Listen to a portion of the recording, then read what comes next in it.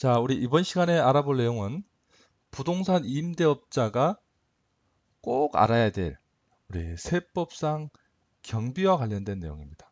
자, 임대를 한 사람들은 어떤 비용이 들어가면 그 지출 비용을 소득에서 빼줄 거냐, 요 이야기죠. 그래서 세법상으로 그 금액이 정해진 것들이 있습니다. 그래서 그 내용 자세히 좀 알아두셔야 되겠죠. 자, 그래서 부동산 임대업자의 이 세법상 들어가는 경비에 특성이 있습니다. 이 특성도 아셔야 되는 거죠. 자, 우선 부동산 임대업과 관련된 경비는 이 고정성이라는 특성을 가지고 있습니다.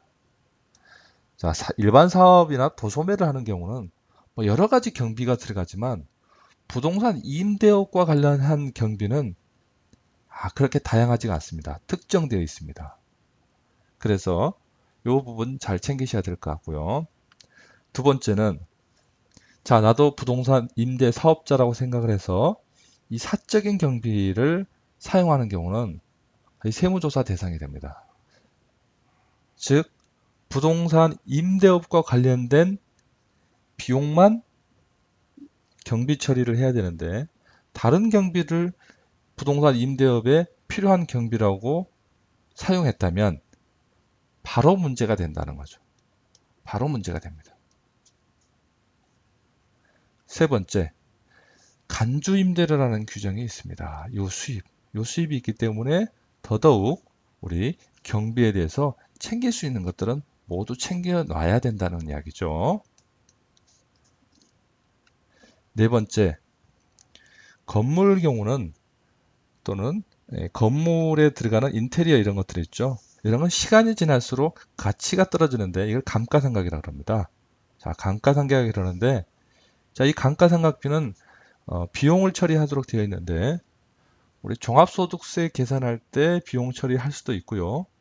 나중에 양도세 계산할 때 비용 처리할 수도 있습니다. 이 두 가지를 선택을 할 수가 있어요. 자, 어떤 게 유리한지 이것도 전략적으로 따져봐야 되는 겁니다. 자, 이 내용을 가지고 중점적으로 말씀드리도록 하겠습니다.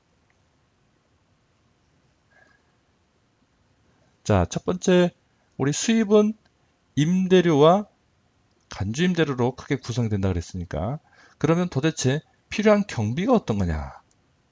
경비 항목들을 좀 알아보죠. 특히 중요한 게 우리 부동산 사면서는 반드시 이자 비용이 발생하죠. 자, 이 이자 비용. 임대를 하는 경우는 건물 살 때 차입했던 이자. 이 비용이 비용으로 공식적으로 인정이 됩니다. 두 번째 이런 경우가 있죠. 자, 이런 경우 많이 놓치고 경비 처리 못하는 경우가 있는데 임대 보증금을 빼줘야 돼요. 반환해야 되는데 내가 보증금 받은 돈을 다 써버렸어요. 그러면 어떻겠습니까? 누구한테 빌려야 되겠죠? 그러면 이자가 당연히 발생하지 않겠습니까? 임대 보증금을 반환하기 위해서 또 대출을 일으켰다면 그 이자 비용도 경비가 맞다. 이 부동산 임대와 관련된 경비다. 그래서 이 두 가지 꼭 있습니다. 사실 이 두 가지 중에 이 두 번째를 많이 놓칩니다. 건물 사면서 들어간 비용은 당연히 확인이 되는데 전세금 받아 다 써버렸는데 그 대출하면서 그 관련 이자도 있습니다라고 이게 들어갔다라고 생각하는 걸 자세히 모르는 경우가 많습니다. 자, 두 번째가 바로 인건비 등입니다. 자, 우리 부동산을 자기가 관리를 할 수도 있지만 또는 부동산의 규모가 커서 건물이 좀 커서 임대를 맡기는 경우가 있습니다. 그래서 관리인이랄지 청소도 맡기게 되죠. 이런 분들에 관련된 종업원을 또 두고 할 수도 있죠. 자, 그래서 그 관리인과 종업원들에 대해서 급여, 상여금, 퇴직금, 그리고 복리후생비, 종업원 급여 처리하면 당연히 건강보험료도 사업주 부담이 있죠. 세 번째, 보험료. 사업자 본인의 건강보험료도 해당이 됩니다. 비용으로 인정되는 거고요. 국민연금, 산재보험료 이런 부분도 사업자 부담 부는 경우는 필요 경비로 인정이 됩니다. 그리고 건물 화재보험료 들어가죠. 이 화재보험도 임대소득에서 필요 경비로 인정을 받게 됩니다.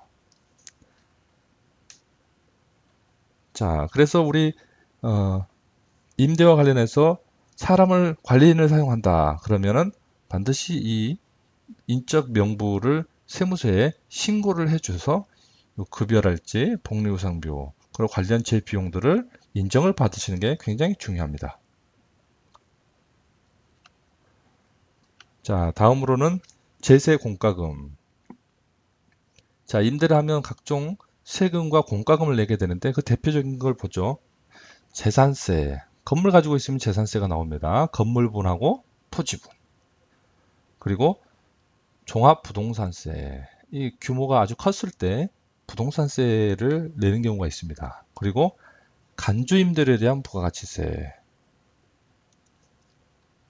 그리고 간이과세자의 부가가치세. 자, 이 두 가지를 조금 염두에 두실 필요 있는데 이건 뭐냐면은 간주임대료에 대한 부가가치세는 내가 부담을 하는 거기 때문에 비용 처리를 하고요. 간이과세자의 부가가치세도 마찬가지로 납부한 비용은 경비 처리를 해줍니다. 그리고 또 건물이 도로에 몰려 있으면 국가에 대해 도로 사용료, 점용료를 내게 되고요. 교통유발 부담금, 이런 부담금도 강제적으로 내야 되는 것들은 비용으로 인정받을 수 있습니다. 자, 세 번째는 수선비입니다. 수선비는 우리 건물이 어떤 수리가 필요할 때 공식적으로 들어간 수선비는 모두 100% 비용으로 인정받습니다. 자, 그러기 위해서는 우리 세금 계산서를 현금 영수증들을 꼭 챙겨 놓으셔야 된다는 거죠. 자, 이런 것들을 잘 챙겨 놓으셔야 부동산 임대의 경비로 다 인정을 받을 수 있다는 겁니다.